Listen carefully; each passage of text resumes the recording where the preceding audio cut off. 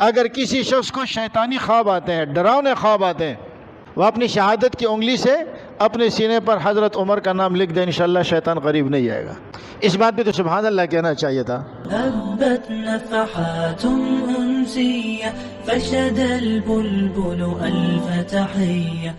कासिम ख्वाबी के जो मुरीद हैं, मैंने एक तकरीर में ये बात की थी कि अगर बुजुर्गों के तजुर्बात से ये बात साबित है कि हज़रत उमर रज़ी अल्लाह ताला अन्हु का नाम अगर कोई शख्स अपनी शहादत की उंगली से अपने सीने के ऊपर लिख ले तो शैतानी ख्वाब उसको नहीं आएंगे। इस पर उसने कहा है कि मौलाना कासिम सद्दूखानी जो है, यह कासिम सद्दूखानी शिर्क फैला रहा है, और बताओ हमें यह कुरान में है तो कहाँ है, हदीस में है तो कहाँ है। जनाब अली, मैंने आपको बताया बुजुर्गों के तजुर्बात से साबित है, ये कोई कुरान और हदीस नहीं है। इस जाहिल को ये पता नहीं है, जब मैंने बोल दिया कि बुजुर्गों के तजुर्बात से साबित है, मुजर्रब अमल है, तो इसमें कुरान और हदीस का मुतालबा करना ये तेरी हमाकत है। फिर